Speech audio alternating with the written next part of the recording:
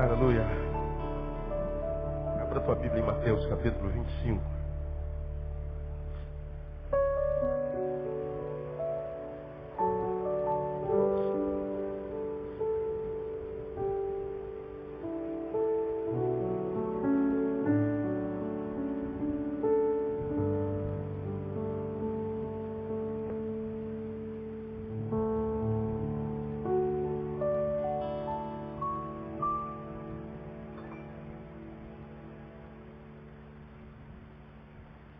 Hoje eu quero compartilhar uma palavra com os irmãos. E essa palavra é simples, como simples é Jesus e como a gente tem tentado ministrar ao longo desses 18 anos que estou com os irmãos. Durante essa palavra, que vai ser um sermão diferente, eu vou abrir um pouco do meu coração com vocês e vou compartilhar algumas coisas que Deus, pelo Espírito, tem dito a mim com relação à minha vida, com relação ao meu ministério, com relação ao nosso relacionamento, igreja e pastor.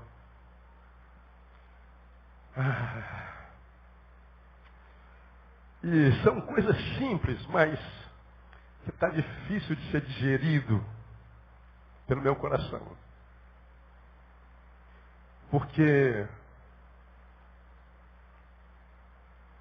por várias coisas. Então, quero ler com os irmãos Mateus capítulo 25, a partir do versículo 14. Já abriu aí, amém? Você vê que eu nunca estive tão nervoso. 20 anos de ministério, eu estou nervoso.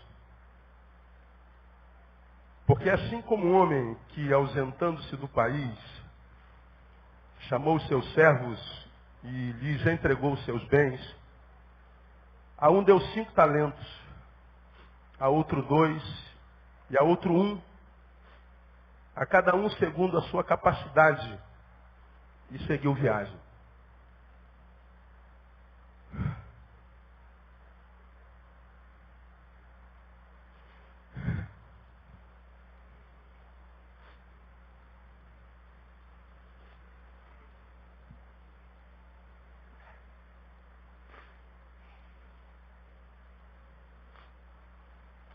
Perdão.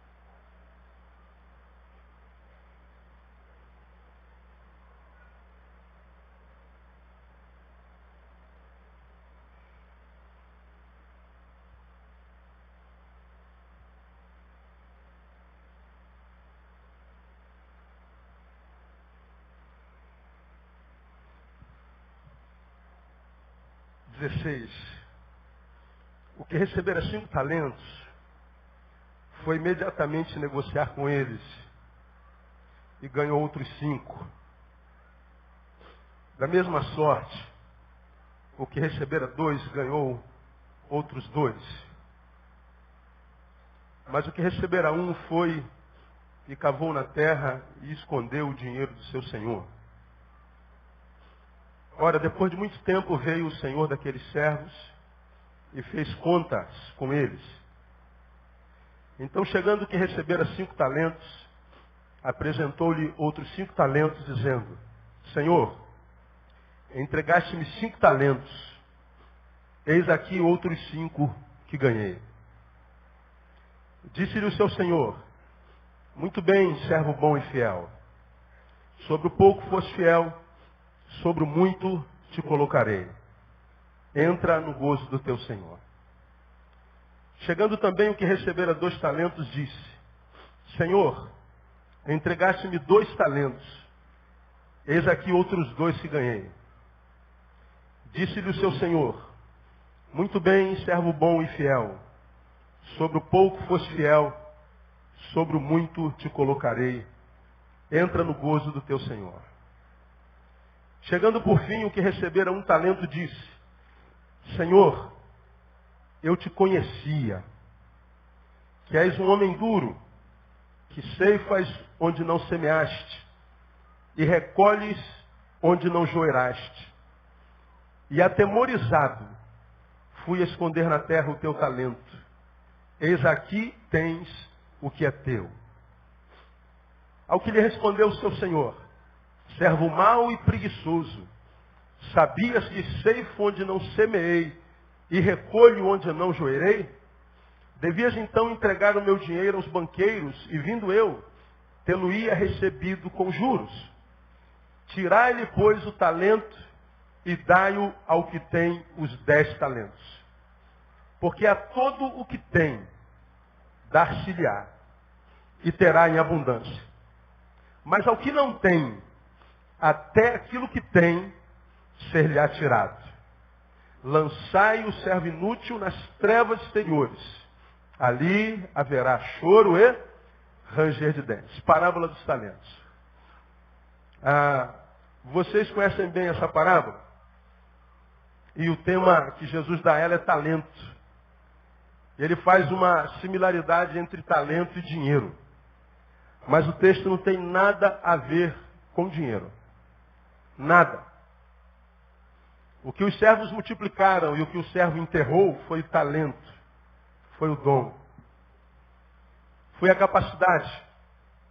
Foi o que Deus lhe deu. E o texto diz, no versículo 15, que quando o Senhor distribui talentos aos seus servos, diz o texto que ele a uns dá 5, a outros dá 2 e a outro dá 1. Revelando a mim, a você, que não há ninguém que seja servo desse Senhor que não tenha pelo menos um talento. Todos têm talentos, nem que seja um. Então me ajude, por favor, diga a alguém que está do seu lado. Pelo menos um talento você tem, meu irmão. Diga para ele.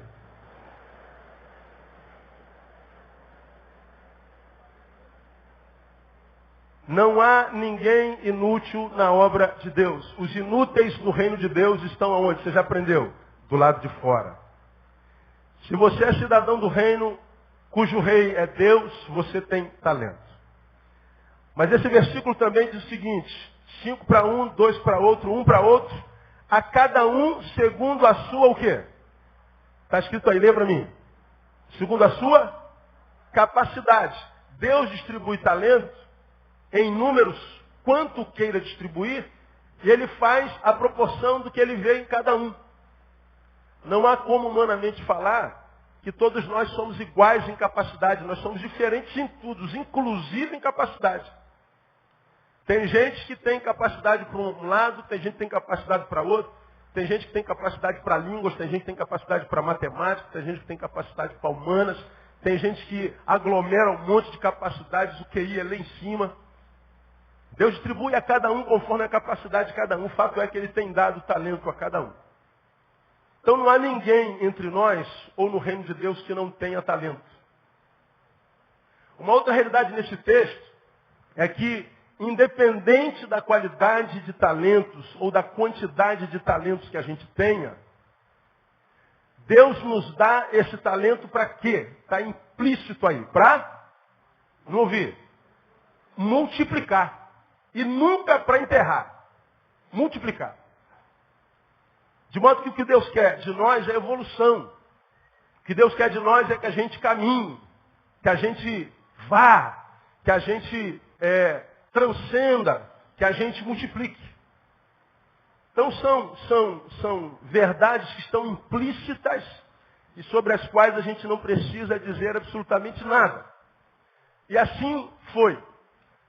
Todos têm talento, não há quem não tenha.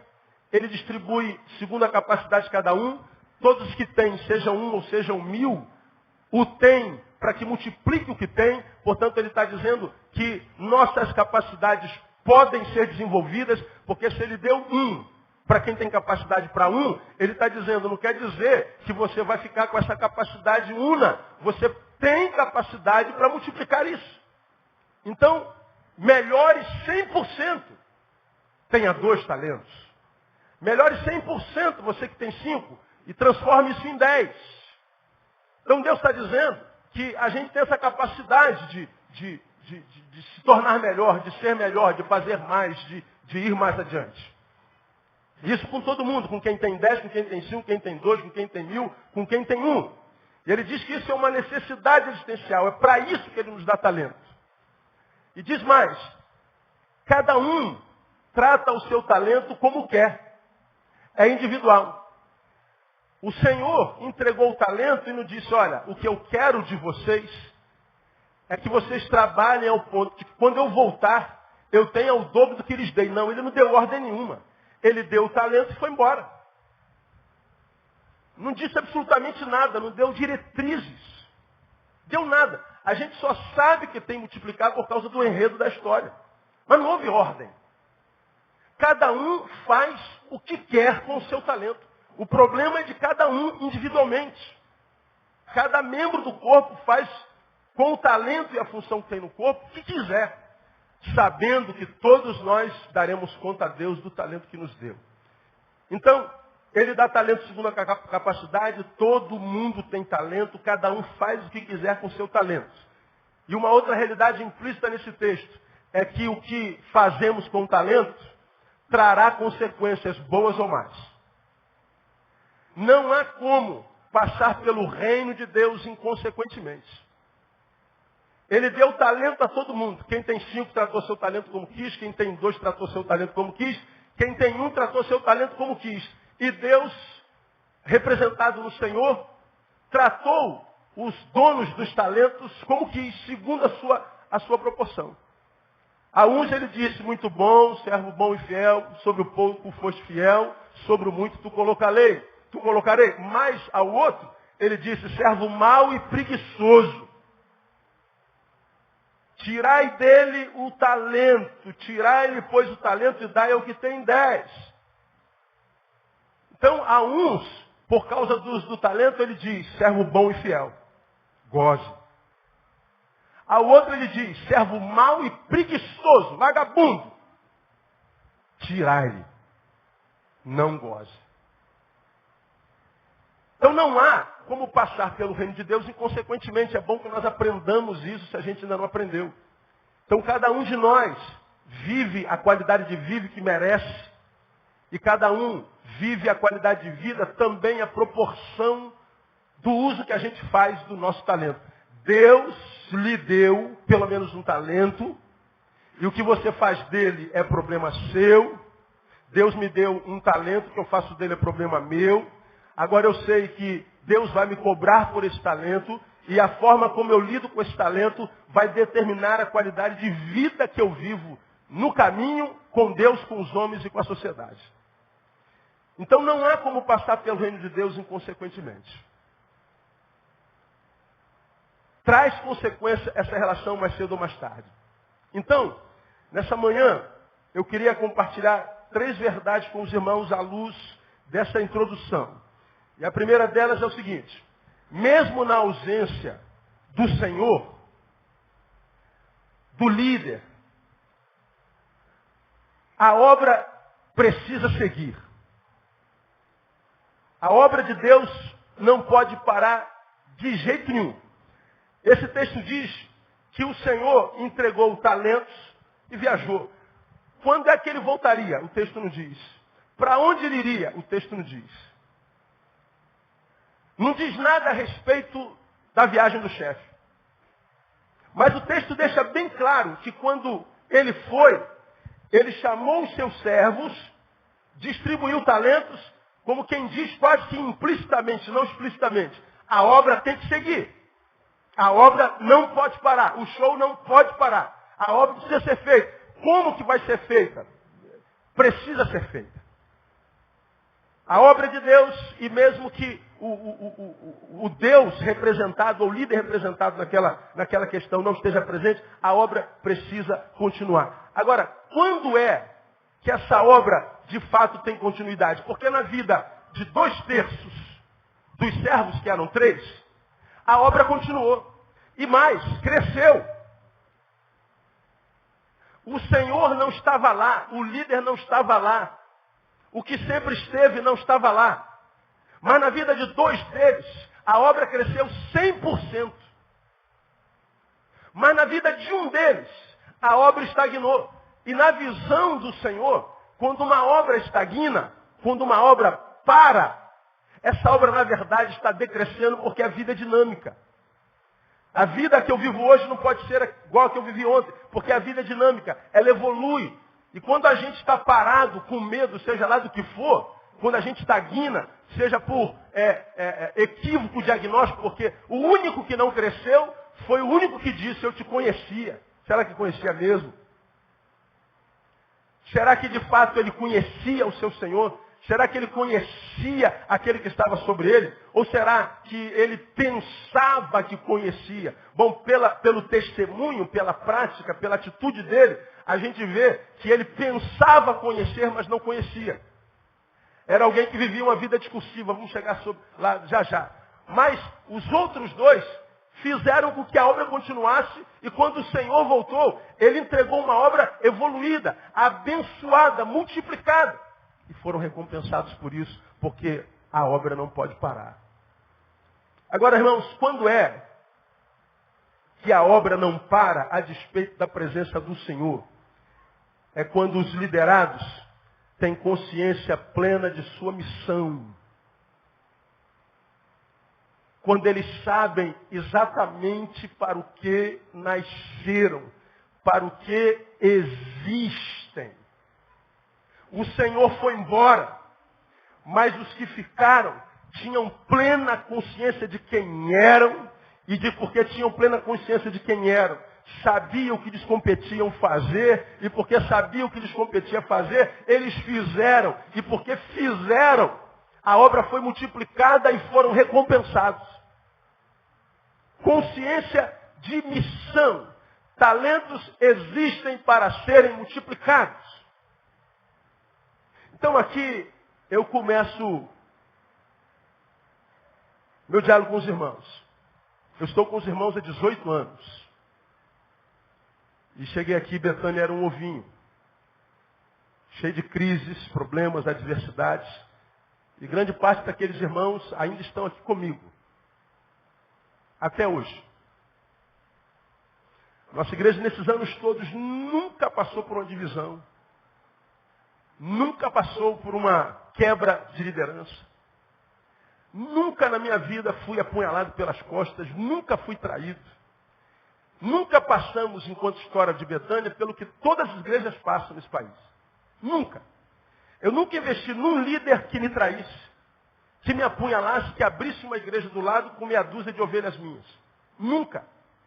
Nunca tive que fazer uma assembleia administrativa para excluir quem quer que seja. Mesmo aqueles que se levantaram contra a liderança. Nunca excluí ninguém. Então eu sou o cara mais realizado do mundo. Eu viajo país e mundo pregando e ministrando a pastores. Mas eu nunca, em 20 anos de ministérios, caminhando para 21, aqui 18, nunca soube o que é sentir a dor da traição e do apunhalamento pelas costas. Nunca uma igreja a outra foi aberta, porque um grupo de minha igreja foi dividido e, em nome de um tal Espírito Santo, que às vezes é um Espírito, mas não é o Santo, abre-se outra igreja. Você sabe, já aprendeu aqui, que a igreja evangélica no Brasil, embora seja evangélica, tem a raiz maldita. Porque a igreja evangélica no Brasil não cresce por estratégia missionária, ela cresce por divisão interna. Ela cresce por rebelião.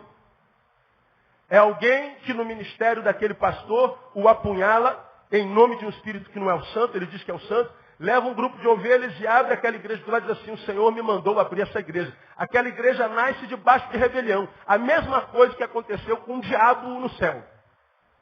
Rebelião. Então a placa na frente da igreja é evangélica. Mas o alicerce embaixo da igreja é maldito. Por isso a igreja no Brasil cresce em número, mas não cresce influência na cidade, não cresce influência no país, não salga, não ilumina, não transforma, não é referência. Bom, esse desgosto eu nunca tive aqui. Somos uma igreja que caminha em paz há 18 anos, uma igreja que caminha em comunhão, uma igreja que caminha com saúde e crescente nesses anos todinho. Pois bem, até aqui, Deus me tem dado talento para ministrar aos irmãos, e Deus me tem dado os irmãos, pessoas capacitadas para receber aquilo que como talento Deus me dá para compartilhar. Que vocês ouvem aqui, pouca gente no mundo ouve.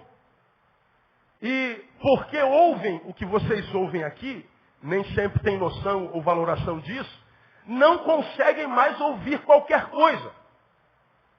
Vocês acabam, por causa do que ouve aqui, se tornando crente chato. É verdade ou não é? Você não aguenta mais ouvir qualquer coisa. Você não aguenta entrar em qualquer lugar e ouvir qualquer palavra. E quando você entra, você se sente sem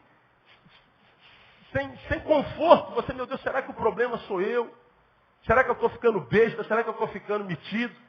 Será que, meu Deus, eu não consigo ouvir o que... Porque o teu ouvido está abençoado com uma palavra de muita qualidade. Agora, por que você está aqui?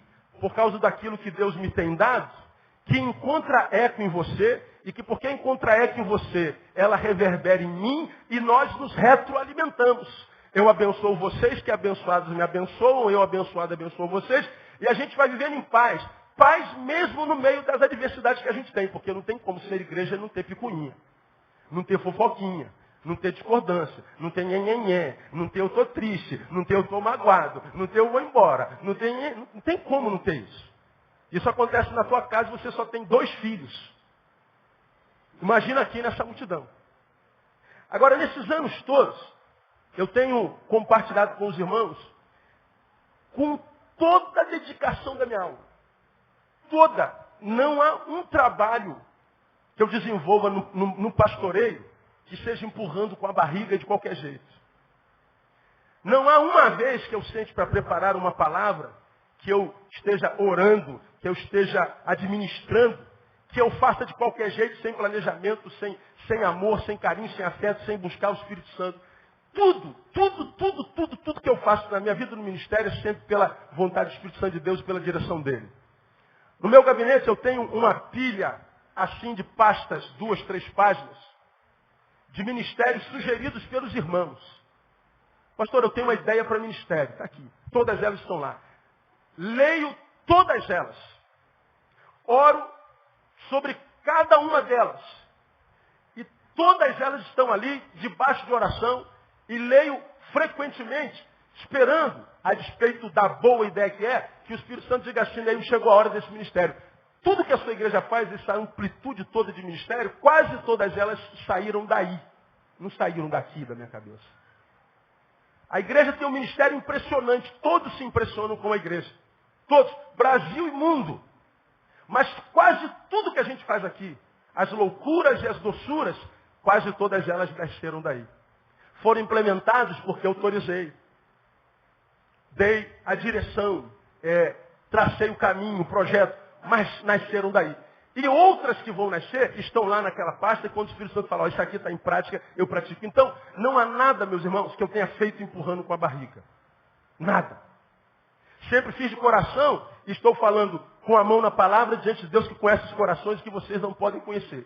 Tudo que vocês podem é imaginar, conhecer não. Então, acho que quando a gente faz de coração, Deus abençoa.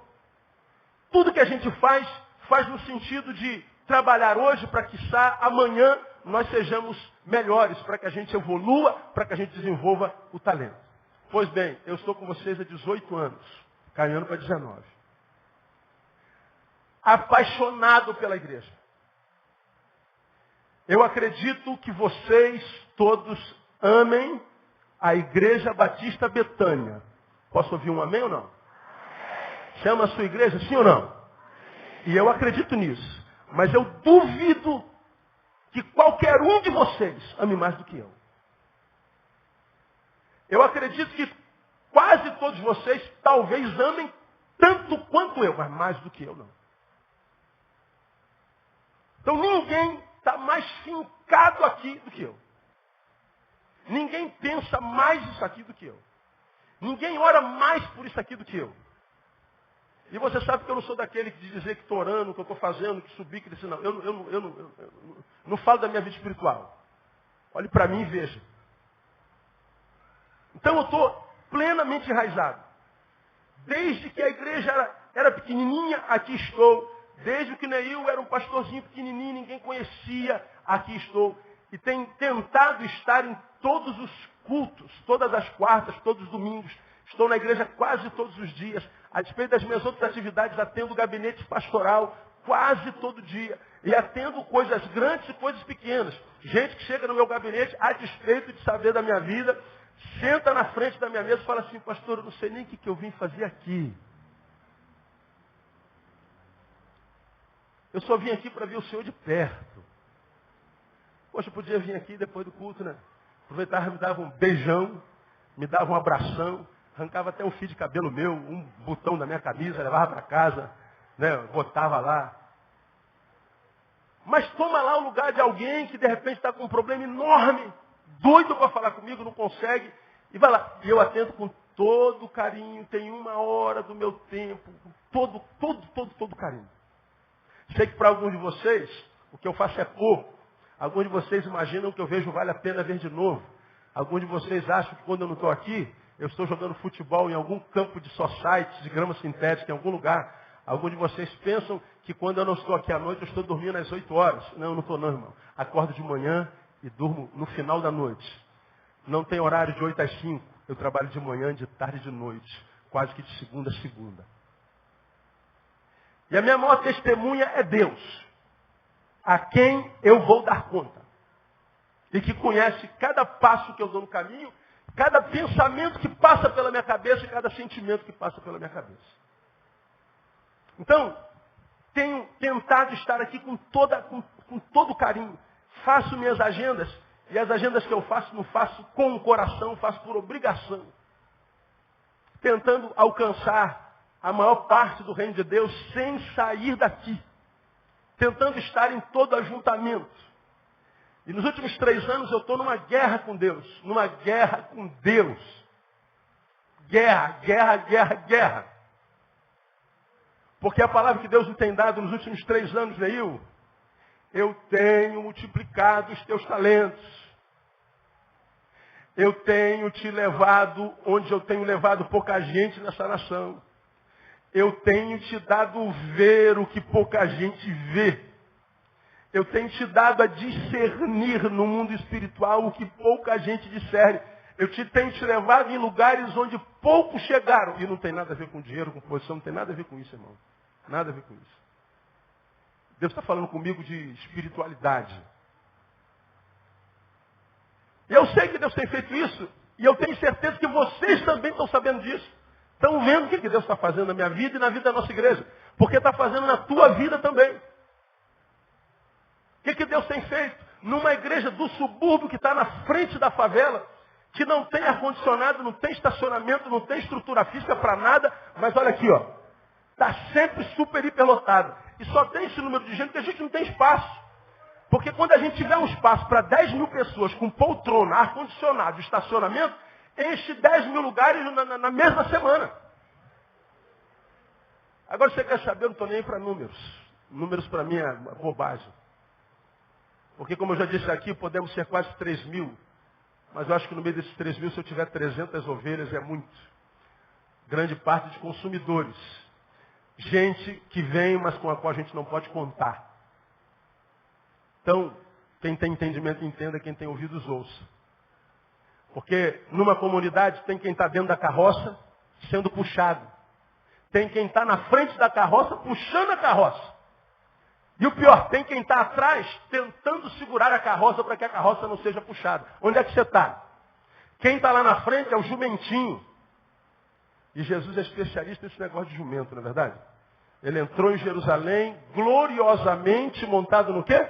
No jumento. E eu tenho dito ao Senhor, Senhor, eu quero ser teu jumentinho até o último instante. Eu não quero deixar de ser jumento para ser o cocheiro. Ficar em cima da carroça, dando chicotada no jumentinho, para o jumentinho me puxar. Não, eu quero ser o jumento. Porque muitas vezes, quando Deus dá talento a muitos de seus filhos, ele esquece que é jumento, passa para cima, vira cocheiro. E a gente perde a característica, perde a personalidade, perde o caráter, perde a missão, perde a vocação. Então, eu tenho trabalhado para continuar a ser jumento a minha vida inteira. Agora, Deus me tem incomodado nesses 3 anos, e eu já disse isso há 2 anos atrás, e dizendo, meu filho, o que eu tenho te dado não pode ficar preso à Sulacap. O que eu tenho te dado, não tenho dado para 2.000 pessoas só. O que eu tenho te dado, eu não tenho dado só para aquele grupo de gente que você chama de ovelha.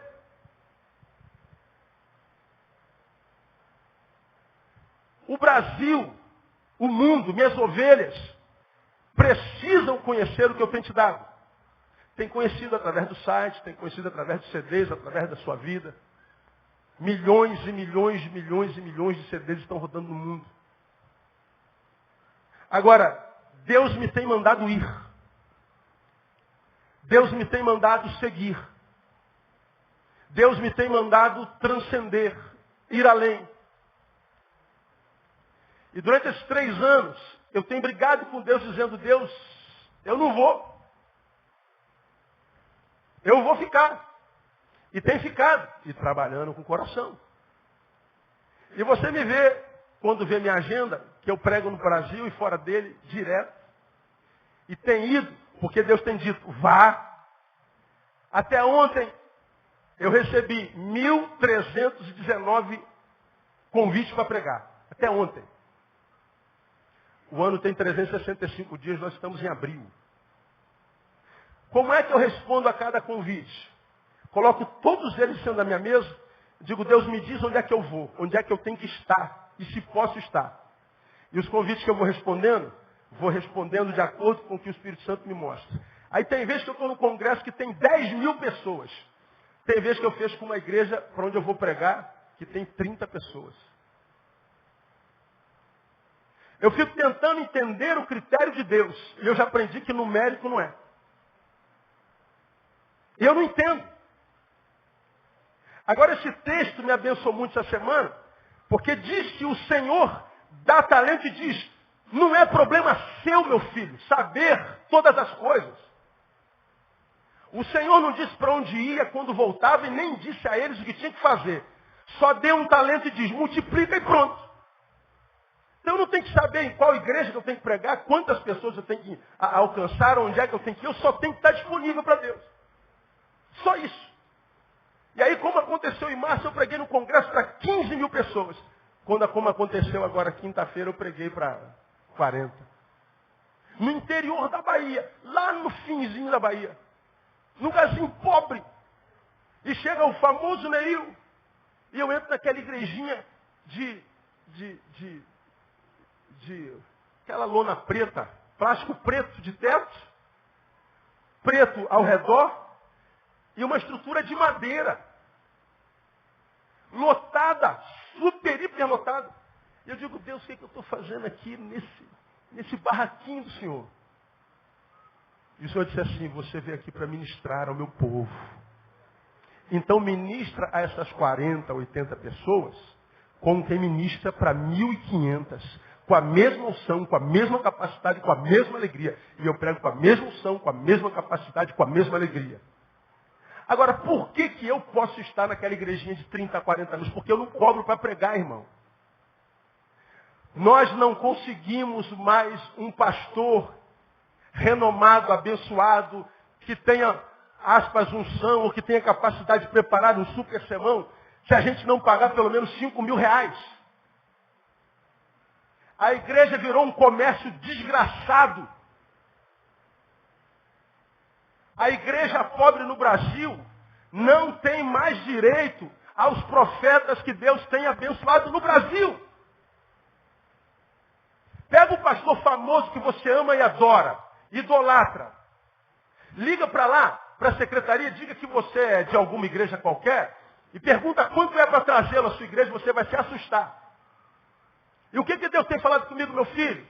Eu não tenho mais como usar os famosos, os poderosos, os grandes, porque os grandes não falam mais com os pequenos.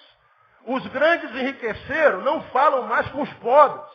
Os grandes foram morar nas coberturas e não entram mais nas favelas.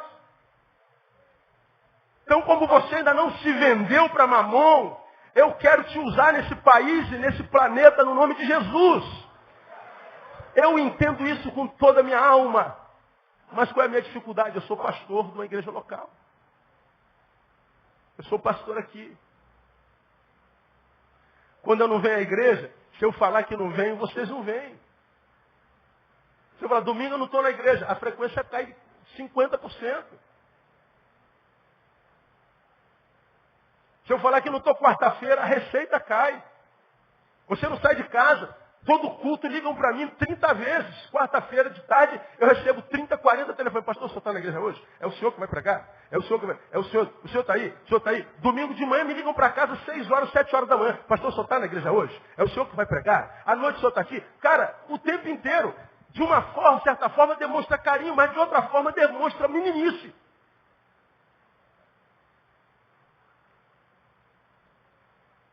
Você não pode depender de mim.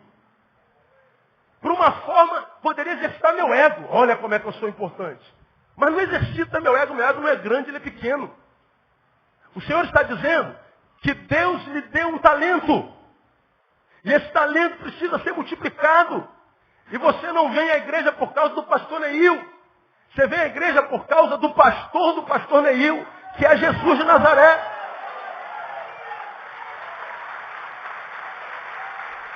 Ou pelo menos deveria ser.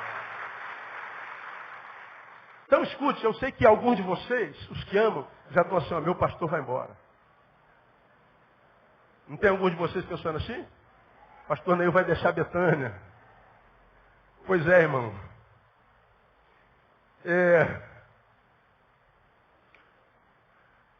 Ir ou ficar vai depender de vocês.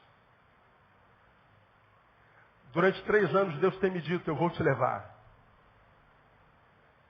E alguns anos atrás, eu recebo convites de outras igrejas todos os anos, várias vezes. Alguns anos atrás eu recebi um convite dos Estados Unidos que pagavam meu peso a ouro para pastorar os Estados Unidos. Eu compartilhei com vocês esse negócio. Eu nem fui visitar a igreja. Eu nem fui lá. Dobraram o valor. Ainda assim, lá não fui. E eles escreveram, não tem como recusar uma proposta dessa. Eu falei, tem, tanto é que eu estou recusando. Vocação não tem a ver com dinheiro. E eu estou aqui, no subúrbio do Rio de Janeiro. Numa igreja quente, em frente a uma favela, lidando com pobres. E apaixonado pelo meu ministério e pela minha vocação.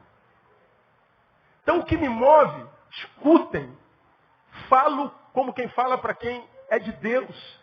E diante do Deus que nos salvou, não é o dinheiro que me rege.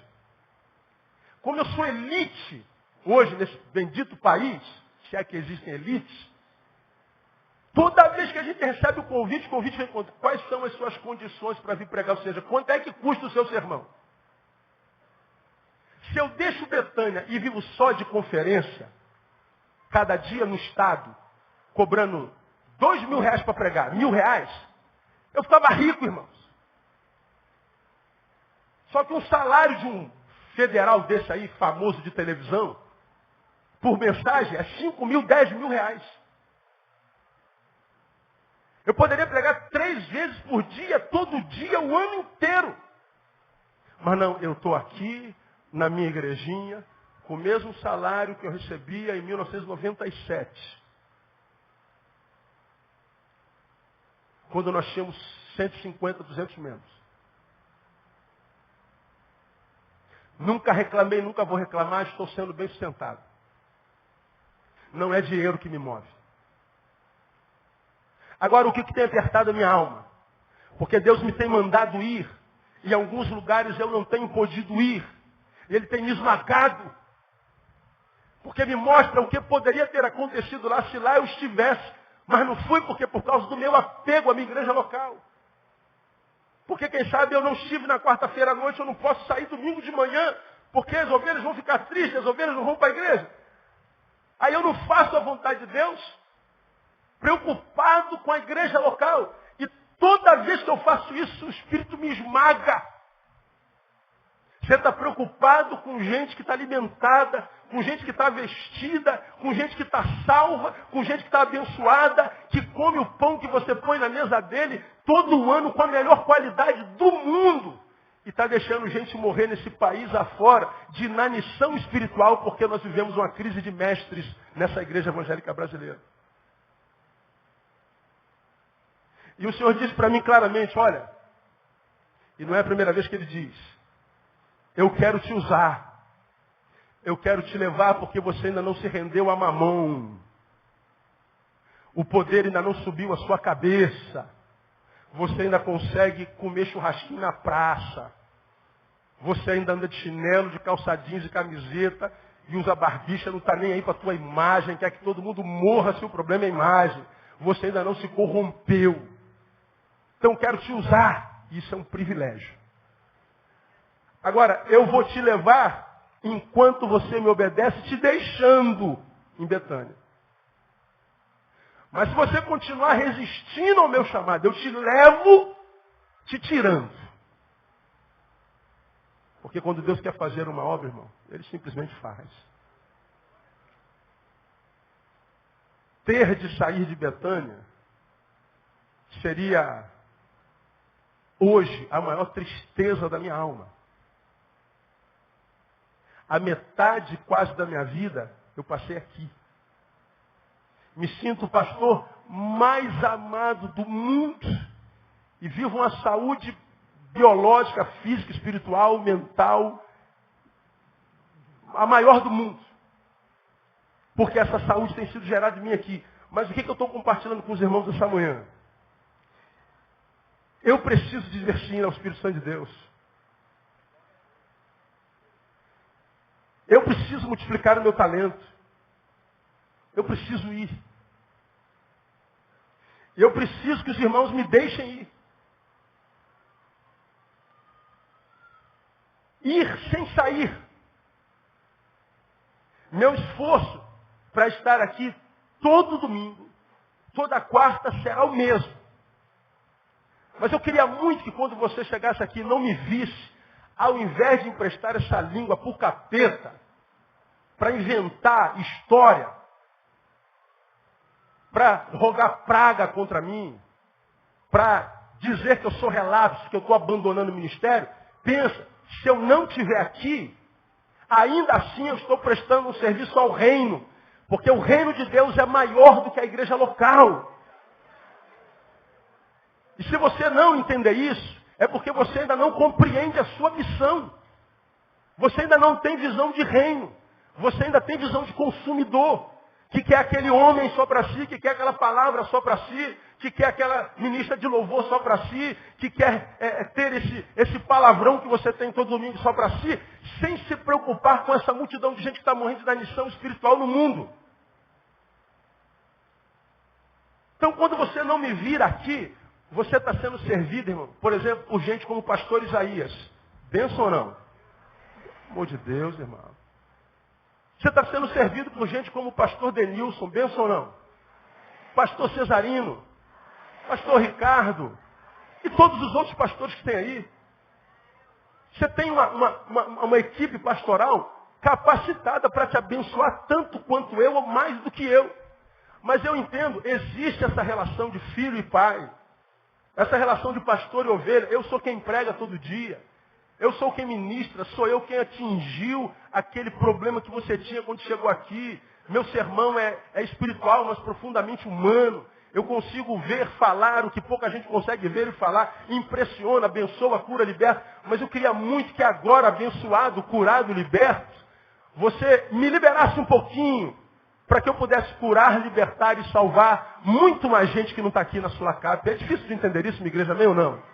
Eu acho que não é difícil. Pois bem, o que eu vou dizer aos irmãos é o seguinte. Esse ano você vai me ver saindo mais ainda. E eu saio na certeza de que eu estou coberto. Na certeza de que tem gente me cobrindo.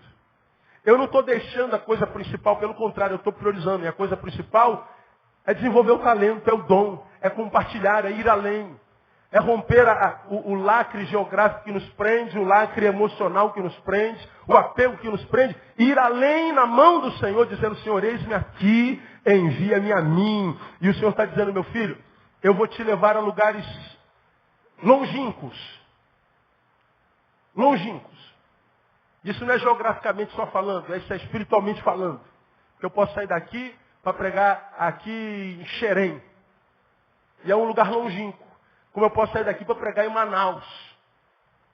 Mas ele está falando da profundidade, da grandeza do que ele tem revelado, do que ele quer fazer no Brasil, do que ele quer fazer no mundo. E o mundo está olhando para esse lugar, embora você não saiba disso, o mundo está olhando para esse lugar, gente. O que Betânia é no mundo hoje, você não consegue dimensionar, você não tem noção. Porque a maioria de nós é bairrista. Acha que conhece ao Senhor, acha que conhece, não conhece. Eu sei do que eu estou falando. Então, o que eu estou compartilhando com os irmãos é, me permitam ir além das paredes da Igreja Batista Betânia. Me permitam ser um pastor do Reino de Deus. Porque Deus está me dizendo assim, meu filho, compartilha com a sua igreja. E dependendo da reação da sua igreja, o seu futuro está traçado. Fico, se você quiser que eu fique. Vou, se você não conseguir suportar sem mim um domingo ou outro. Portanto, o que eu estou dizendo nessa manhã, o meu futuro, a nossa relação, está na sua mão. Igreja. Portanto, se eu tenho algum inimigo aqui, eu não conheço. Se eu tenho algum desafeto, eu não conheço. Se eu tenho algum grupo contrário, eu não conheço, nunca tive isso, graças a Deus. É a sua chance de me derrubar. É a tua chance de falar assim, vou tomar o lugar do pastor Neil. É a tua chance de falar assim, agora eu quebro essa igreja. É a tua chance. Agora, é também a tua chance. De quem? Daquele que ama o pastor, independente da presença dele ou não. Daquele que é grato ao Senhor pelo pastor que tem. Daquele que é grato ao Senhor pelo que o Senhor faz na sua vida nessa igreja.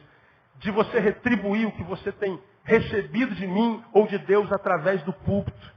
De estender a sua mão sobre minha vida, sobre minha casa, minha família e dizer, Deus, meu pastor não está no púlpito nesse domingo. Mas eu sei que se ele não está aqui, ele está em algum púlpito dessa nação, ministrando a mesma palavra que ele ministraria aqui. E da mesma forma como eu o abençoaria estando aqui, eu estendo a minha mão e eu o abençoo onde quer que ele esteja, no nome de Jesus. Eu queria muito que os irmãos me permitissem fazer isso.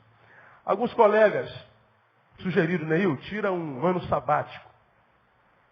O que é ano sabático?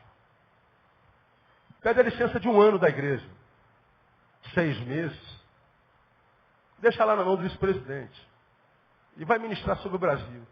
Falei, cara, se eu ficar 6 meses sem vir a minha igreja, eu acho que a minha igreja deixa de ser minha, meu povo deixa de ser meu. Porque comunhão pressupõe presença. Tete a tete, face to face.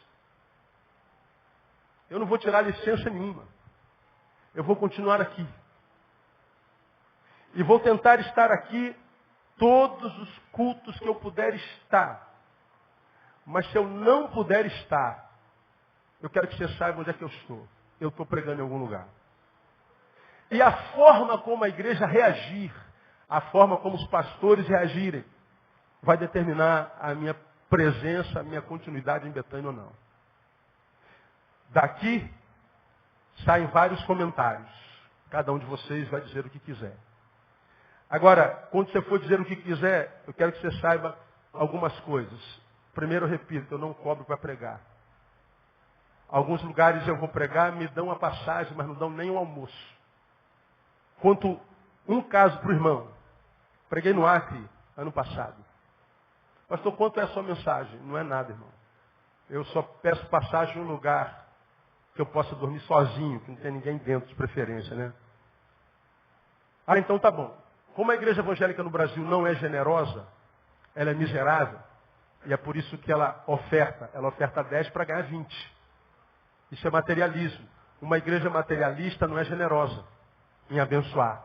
Ela é generosa em pedir. Fui pregar no Acre. Preguei.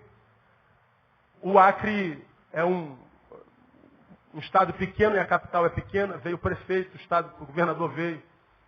Veio um monte de deputados, os pastores, todo dia que estava lá, estava todo mundo lá, foi uma bênção tremenda, todo mundo ficou impactado, embevecido com a palavra, pastor Neilson, uma bênção, uma bênção, uma bênção. Eu escuto isso o tempo inteiro. Foi enjoado de ouvir isso. E foi tremendo, pastor, vamos marcar sua outra vinda. Fui convidado para pregar lá no congresso deles, na Câmara de Vereadores. A agenda não deu, mas o convite veio. Vem, senhor, uma bênção, bênção, bênção, bênção. Pois bem, fui dormir na casa de alguém que era o líder da igreja. O pastor me botou num quartinho no fundo da casa. Quartinho arrumadinho, só que telha de amianto. O Acre é mais quente que aqui 2 vezes. Era verão. E eu estava num quartinho com um ventiladorzinho desse tamanho.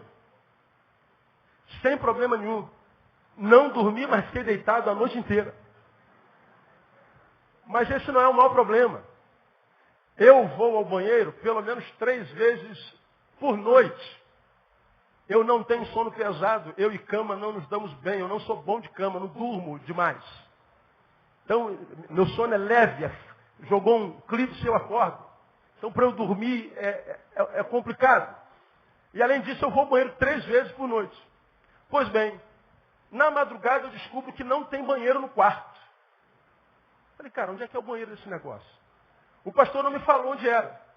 Eu olhei do outro lado do terreno, tinha um banheirinho do outro lado do terreno. Falei, o banheiro é lá. Vou lá. Quando eu abro a porta, tem um Rottweiler na minha porta solto. Eu abro a porta. Falei, gente, está amarrado. Não, pior, estava solto. Falei, cara, eu preciso ir no banheiro. Como é que eu faço para ir no banheiro? Abri a porta.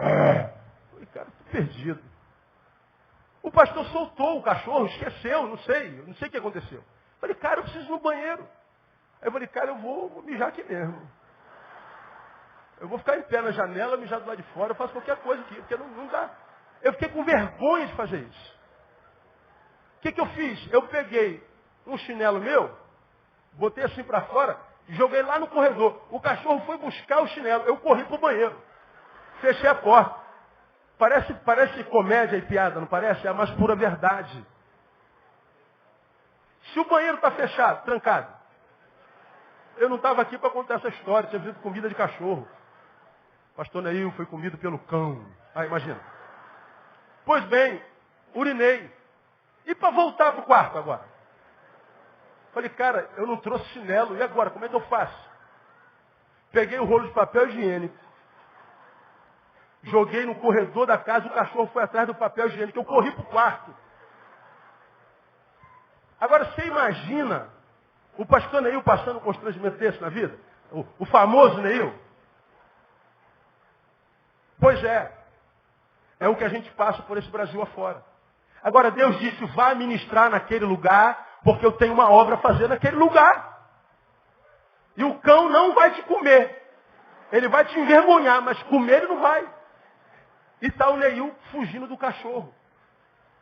Porque na cabeça de alguns de vocês, o pastor Neil está viajando para dormir no hotel Caesar Park do Acre e ganhando milhões de dólares para pregar. Não, eu não cobro 1 centavo para pregar.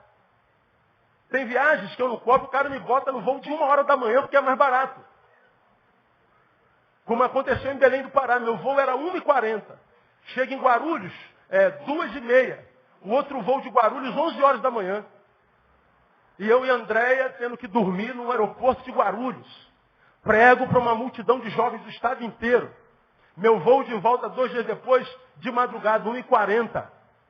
Aí nós vamos para o aeroporto de Belém e a gente toma um cafezinho no Rei do Mate. Aí quando eu tomo o cafezinho do Rei do Mate, eu e mais 3 jovens, aí ele fala assim, pô, pastor, estamos sem dinheiro para pagar isso aqui. Será que o senhor pode pagar para nós? Eu pago, desgraçado. Pago. E paguei. Eu fui para Belém, paguei meu almoço, paguei minha janta, paguei café para todo mundo e vim embora. Eu falei, Deus, não está certo esse negócio não, cara. Aí você fala assim, pô, isso é mentira. Pergunta a minha esposa, que anda comigo para lá e para cá.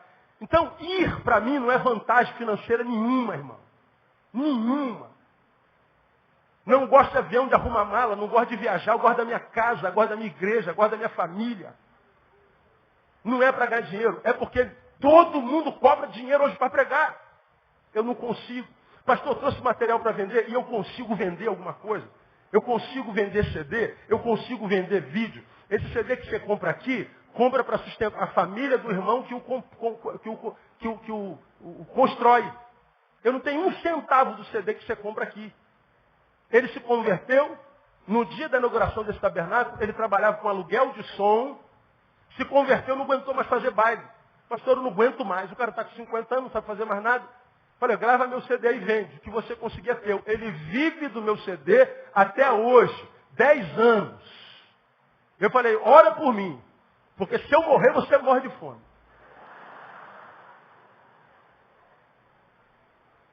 Eu não tiro um centavo, eu não sei vender nada. Eu não consigo vender uma palavra que não é minha. Aí você fala assim, pastor, você é muito bobo. Sou bobo mesmo. À luz do mercado gospel, eu sou um idiota. Agora, o que eu posso fazer se Deus usa idiotas? Se Deus usa jumentos? Se Deus usa imbecis como eu? Agora, por mais idiota que eu seja, eu não sou idiota de não reconhecer a graça de Deus na minha vida, a sabedoria que Ele me tem dado e a capacidade de comunicação que Ele me tem dado de falar a linguagem dessa geração. Então, meu irmão, eu estou pedindo a você, quando você não me vir aqui, não amaldiçoa seu pastor. Diga, Deus abençoe o meu pastor, onde quer que ele esteja, minha agenda está no site. Pelo menos fora do estado. Aqui no estado eu não ponho mais, eu nem prego no Rio de Janeiro mais, você quer saber. Quer me ouvir? Vem aqui, pô. Eu estou indo a lugares onde ninguém vai, ninguém prega a igreja pobre mais, gente. Ninguém prega a igreja pequena mais. O povo simples do reino de Deus não tem direito mais a palavras profundas, palavras tremendas, palavras grandes. Porque os homens que Deus começou a usar e cresceram, não vão mais em lugares pobres. E Deus está me chamando para ir. E eu vou. E eu quero ir sem ter que sair daqui.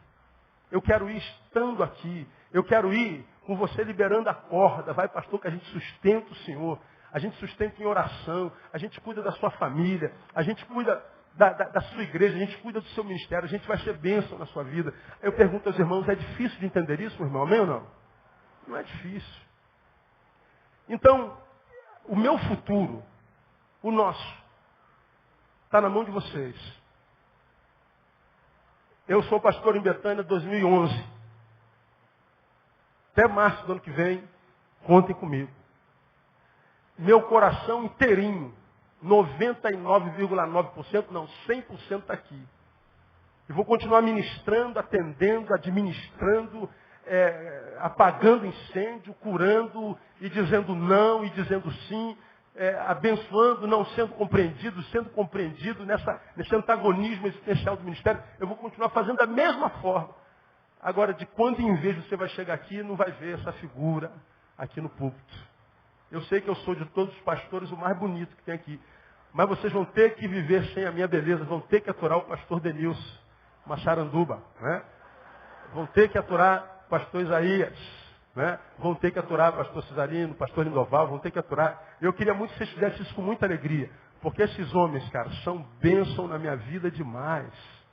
Seria de mim sem eles. Então eu sei que alguns de vocês falam assim, o pastor Neil está indo embora, perdemos o pastor Neil. Já estou vendo, estou olhando aqui, já tem um monte de gente chorando, desesperada, a gente soluçando. E outros rindo, né? Graças a Deus ele vai embora. Demorou, pensei que não ia acontecer nunca, cara. Agora vai, agora eu tenho uma chance aqui, né? Agora eu vou ter oportunidade. Ele vai embora, pois ainda não é dessa vez. Mas eu vou estar menos presente. Vou estar menos presente. Fisicamente, mas presente no espírito, durante a semana, durante o dia, durante a tarde, mas ministrando nesse país afora. Então você vai me ver saindo, mas fazendo a mesma coisa que eu faço aqui. E dependendo do que vocês se tornem e da forma como me tratem ao longo dos anos, vai revelar para mim e para nós se a nossa vida continua ou não. Porque só se caminhar junto, dois, se estiver de acordo.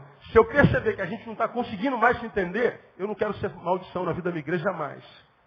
Não quero ser problema na vida da igreja jamais. Quando eu começar a ser problema para essa igreja, eu sou o primeiro a falar, estou indo embora, Deus com certeza tem alguém para esse lugar aqui. Então, meu irmão, eu quero reafirmar o meu amor, minha fidelidade, meu carinho, minha vocação, o meu chamado para esse lugar. Mas eu estou dizendo aos irmãos, o reino é maior do que a Igreja Batista Betânia. E o talento que Deus me deu para trazê-los até aqui e vou levá-los até onde Deus quiser. E Deus vai usar vocês para me dizer isso. Agora, Deus quer que mais pessoas no mundo recebam o que você está recebendo aqui. E o povo de Deus que não tem dinheiro, não tem recebido porque não pode pagar. E não há nada nessa bendita dessa igreja que não é feito com dinheiro. É uma desgraça. É uma tristeza. E a gente tem que ir. E eu espero poder contar muito com a sua oração, com a sua compreensão. Posso contar com os irmãos, amados? Posso contar com a oração de vocês? E eu conto de verdade no nome de Jesus. Deus abençoe vocês. Vamos aplaudir o Senhor. Ficar em pé. Vamos orar.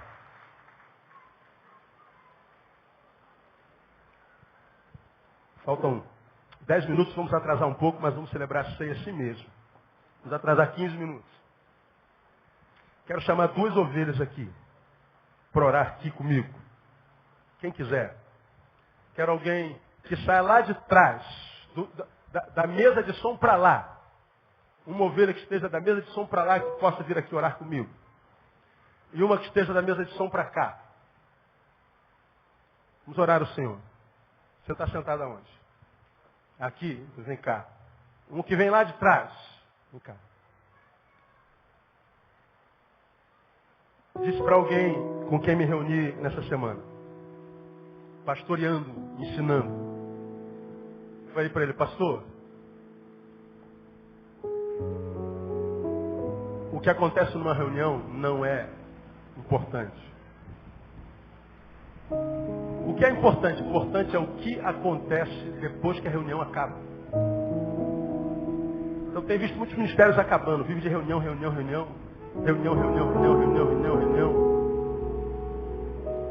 E quanto mais tenta se entender, mais racham. Porque muitas vezes a tal da democracia nada mais é do que o meio pelo qual se dá voz ao joio. Numa reunião, dá-se voz a qualquer um, geralmente quem fala é quem não é igreja, quem é joio.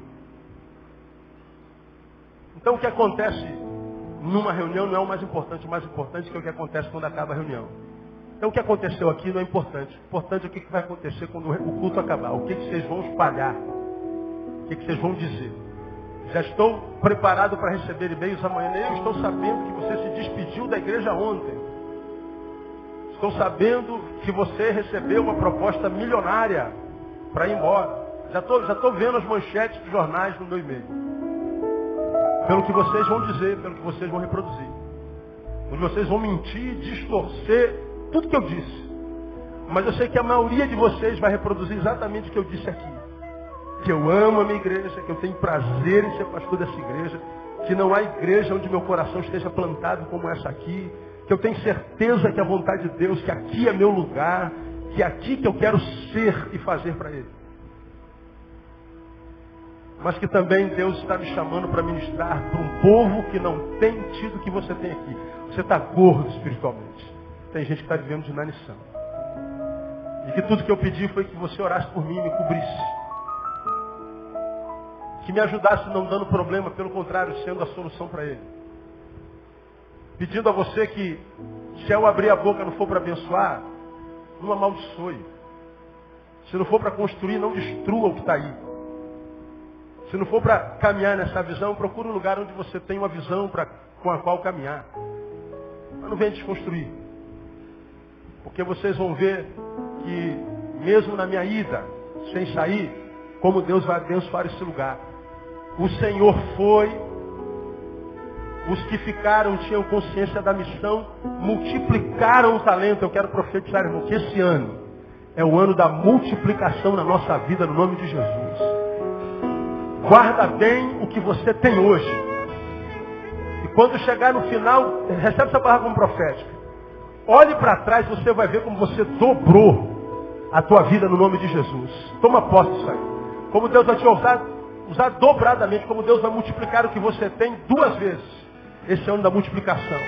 Porque mesmo que o chefe vá, quando os liderados têm a consciência da missão, o talento se multiplica. É o que eu espero ver acontecer na nossa igreja. Vamos orar ao Senhor. Curva a sua cabeça e vamos orar ao Senhor. Pai, o que te dizer, Senhor, num momento como esse, sem deixar que os nossos sentimentos, Pai, nossas emoções venham a interferir no nosso culto racional ao Senhor.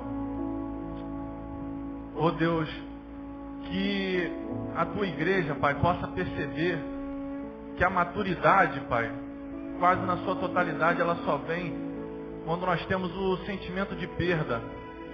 E talvez o que o Senhor mesmo esteja querendo tratar, Pai, não seja tão somente com o pastor Neil, e nem tão somente com a sua igreja, mas que eles possam perceber, que nós possamos perceber, Senhor, que o Senhor trata os dois juntamente. Ô Pai, e talvez nós tenhamos tanto quanto o pastor Neil, quanto nós como ovelhas, talvez tenhamos caído na nossa zona de conforto, Senhor. E o Senhor venha nos incomodar nesse momento a tomar uma decisão como essa, de estar nos afastando, mas que nós tenhamos a consciência de que é o afastar, Pai, e não do perder, que seria ainda mais doloroso. Senhor, que se for para abençoar o teu filho, Pai, que se for para amadurecê-lo, se for para levar a palavra para outras pessoas que não te conhecem, ou que se for para amadurecer outras pessoas, Senhor, que ele possa ir tranquilo, Pai. Que ele possa ter a consciência, Pai, que essa igreja o abraça e o ama e o abençoa, Senhor, independente de onde ele esteja. Oh Deus, eu particularmente tenho uma experiência de ter me afastado desse lugar durante 2 anos. E foi muito duro, Senhor. Porque o Senhor estava ali comigo, o Senhor sabe. O pastor Neu também tinha consciência disso. Oh Pai, e eu consegui multiplicar, Senhor. E eu vejo, às vezes, amigos, Pai, que não tiveram a coragem de se afastar um pouco. E às vezes vão perdendo, Pai, a sua capacidade de andar. Talvez porque no momento de se afastar e de se aproximar a Ti, eles não fizeram isso. Oh Deus, hoje eu tenho um lar abençoado. Hoje o Senhor me usa também de diversas formas. E essas diversas formas, elas só vieram com esse afastar. Deus, no nome de Jesus, Pai, talvez esse afastar também venha para a sua igreja, para estar separando, Senhor, o joio do trigo, para que as pessoas possam ver quem é realmente, Pai, quem quer alguma coisa de verdade, porque o seu templo, Senhor, a sua palavra, o compromisso contigo não é uma brincadeira. E acabou a hora da meninice, Senhor. Acabou a hora da meninice. Nós estamos começando este ano, Pai, marcando o hoje. Então que hoje seja o dia, Pai, o dia da pessoa que é ovelha tomar a posição como ovelha. E quem não é ovelha e quiser ser ovelha, que também tome essa posição. Porque a tua obra tem que continuar, Senhor. Oh Deus, no nome de Jesus, como sacerdote teu, Pai, como o Senhor me escolheu, através da sua igreja, Pai, como voz da sua igreja, eu abençoo o pastor Neil, Pai, no nome de Jesus, e que nunca falte, Pai, a tua palavra, o teu entendimento na mente dele, no coração dele, que a sua luz, Pai, nunca se apague, Pai, no coração dele. Oh Deus, e que ele possa ir tranquilo, Senhor, porque eu sei que nós também estaremos aqui com pastores maravilhosos, com servos maravilhosos, Pai, e que possamos também aprender a lidar irmão com irmão e tirar um pouquinho, Pai, desse fardo que às vezes os pastores seguram sozinhos. Oh Deus, eu não tenho muito mais o que falar, porque agora é o momento de decisão, não é de ficar falando, mas é do fundo do meu coração, Senhor, que eu te peço, Senhor, que o Senhor seja conosco nesse momento tão importante, no nome de Jesus. Amém. Senhor, na tua presença estou aqui pedindo por todos nós, Senhor, que essa palavra, Senhor, seja ouvida para quem quer ouvir, que o querer efetuar venha, Senhor, de ti, para transformar essa igreja, como todos que estão aqui como missionários, Senhor. Que essa consciência que foi pregada aqui, foi passada, Senhor, como canal de bênção, que é o Neil, que ele, Senhor, seja esse canal de bênção para o mundo inteiro. Você sabe o quanto ele luta contra isso, Senhor. Dá, Senhor, discernimento a cada um aqui que é servo e fiel a Ti.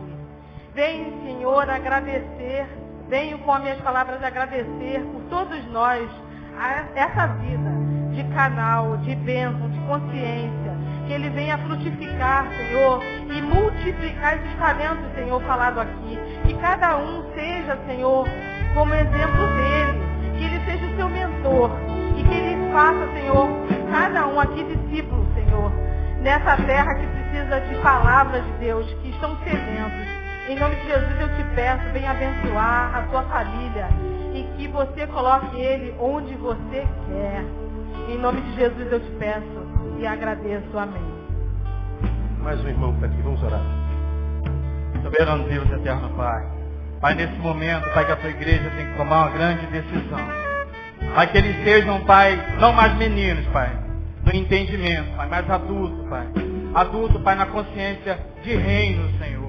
Porque como o nosso pastor falou, Senhor, a visão de reino é muito maior, Pai, do que a nossa visão, Senhor. Que nós tenhamos, Pai, esse entendimento, Pai.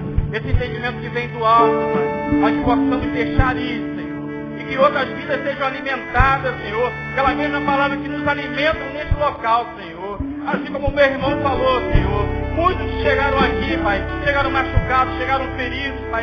Chegaram com a vida, Pai, em destroços, Pai. E foram reconstruídas pela Tua palavra, Pai. Que é ministrado através do Seu Filho. Que é ministrado através dos pastores que aqui estão, Pai.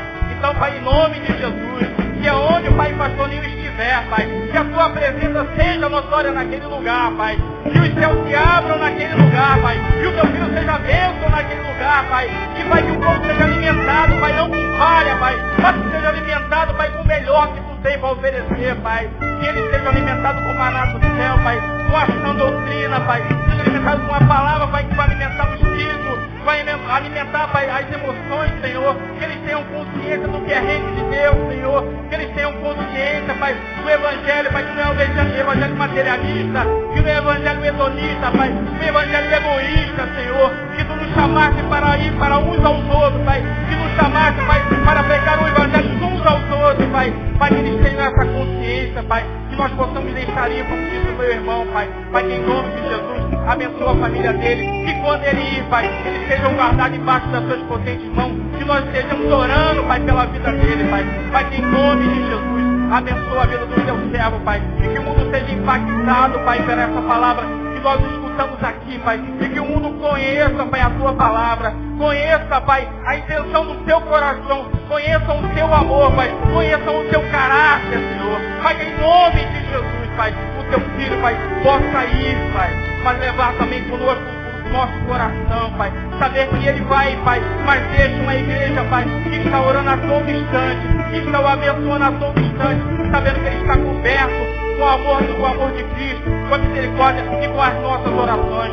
Pai, é assim que eu te peço, Pai. Abençoa o Teu servo, Pai. Da graça, Pai. Da inteligência, da sabedoria do alto, Pai. Pai, que em nome de Jesus Ele faça a diferença onde Ele for. E é assim que eu te agradeço em nome de Jesus.